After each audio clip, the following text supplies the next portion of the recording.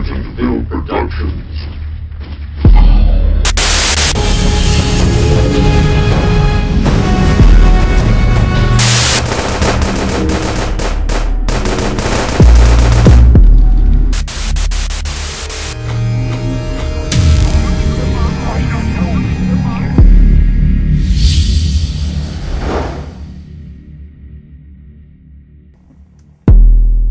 What's up, everybody? Welcome back. Streebo here with you from Newtonville.com, and I'm going to give you a quick video blog style rundown on Nightbreed by Clive Barker. That's right, we are heading out to Horrorhound this weekend to check out the one and only screening of Nightbreed UNCUT, hosted by Clive Barker himself at Horrorhound weekend. And before we do that, I have watched Nightbreed to refresh my memory on this monster classic, or flawed gem if you will. And I'm going to talk to you about what made it good and what made it not so good. So, let's get ready for it. You can see I'm sporting my Horrorhound shirt here. I'm going to do this vlog style, so there's going to be a lot of screw-ups on the way, but I'm just going to try to throw out, you know, whatever thoughts I have. Okay, for those of you that don't know, Nightbreed centers around the story of Boone, this guy in the middle there, who is having a series of strange dreams about monsters, and he winds up finding himself convinced that he is a serial killer, and he is convinced of this course of action by his psychiatrist, Philip Decker, played by the one and only enigmatic David Cronenberg, who convinces him he's a killer, only to find out later that he was just a patsy and he was set up by a psychiatrist. I'm telling you, you know, kind of spoilery info. If you haven't seen Nightbreed, this is spoilerish, but I don't know what to tell you. When I actually read up on Nightbreed in some old Fangoria articles and stuff, they told you all this stuff, so they spoiled everything. So I don't know if it's good enough for Clive Barker. I guess it's good enough for me. So the thing to remember is this is a monster movie.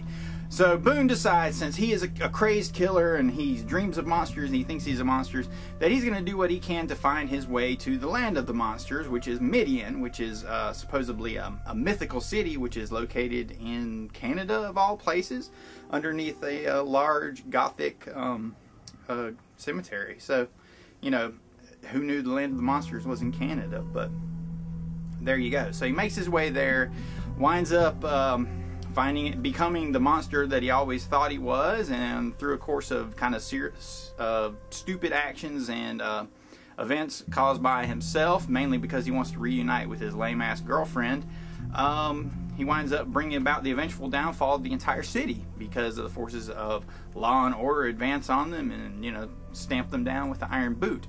And it's pretty much all his fault. Now, I have to admit, Nightbreed has always been a personal favorite of mine. I've always viewed it as kind of a flawed gem, okay? I always thought it had kind of pacing issues or something going on with it that just kind of prevented it from being perfect. But in rewatching it this week, I've come to realize that probably the narrative problems are what hurts it the most. The things that make it great are Barker's visual, stylistic sensibilities, okay? I mean, the Gothic setting of Midian is just fantastic. This Baroque underworld with this just bizarre array of a multiplicity, that's my 50-cent word for today, of just bizarre creatures all around. It just makes it a visual feast throughout. I mean, he was at his time, you know, almost every bit the visual stylist that somebody like Guillermo del Toro is today, and it's really kind of sad over about the box office failure of Nightbreed and both Lord of Illusions, leading to Barker kind of retiring his director's cap and never really wanting to get into that again, because I would just love to see what he's coming up with. But the cool thing is at least he's producing movies based on his stories, and they've been you know, pumping out a lot of them. Midnight Meat Train, Dread, The Book of Blood. So there'll be more to come. But anyway, what makes the movie work is definitely the array of monsters. That stuff is just fantastic. I mean, the look of the monsters is amazing. I was always a big Pelican fan here. It's hard to point when I'm looking at this thing in the monitor, but anyway. And you got all these guys, the moon face guy, and then there's the crazy guy that tears his skin off, and dude with the goat horns, and over here's Leroy Gom. Why I know his name, I don't know. And chick down here, Shibasta or whatever her name is. Pretty cool. I always love the array of creatures in this thing. And but probably, strangely enough, the creepiest element has always been David Cronenberg.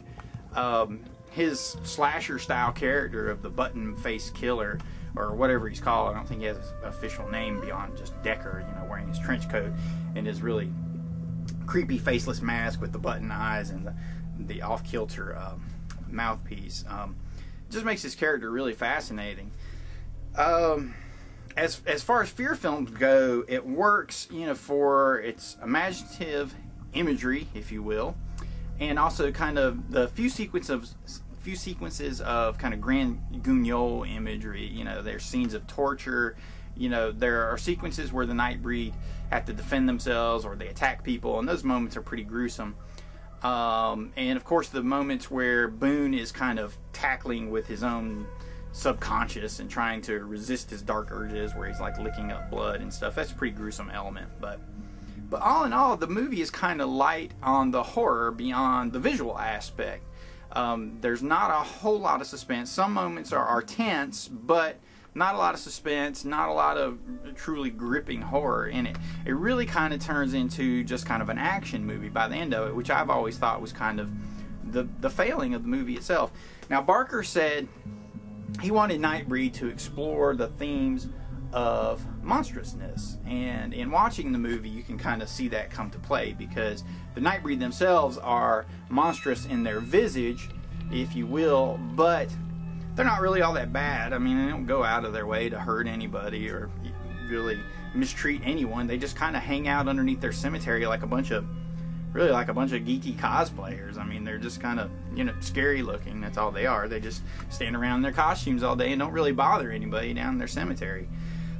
Where we see the real monsters are the people that are supposedly respectable and, you know, are supposed to uphold law and order in the moral society. Whether it's Decker the psychiatrist or the policeman, Hagerman, played by, of course, Hagerman, played by Charles Hayde, who later comes in and, you know, brings down the Iron Fist on the Nightbreed.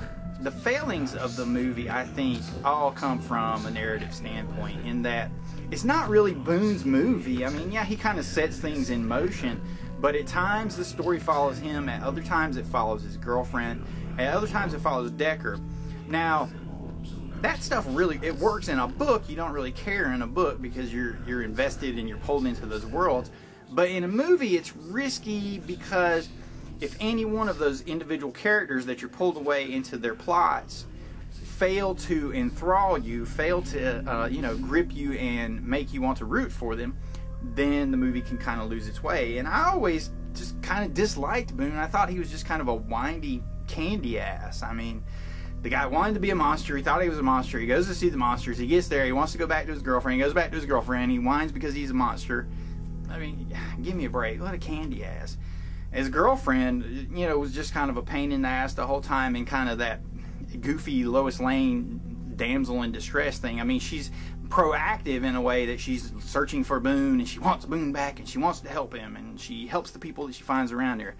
But she's a pain in the ass. It's because of her trying to get back with Boone and not wanting to leave him alone, and that they wind up bringing, you know, law and order down on it, and it brings apocalypse to all of Midian. So it's really because of these two idiots that all the scary cosplayers get slaughtered at the end of the movie.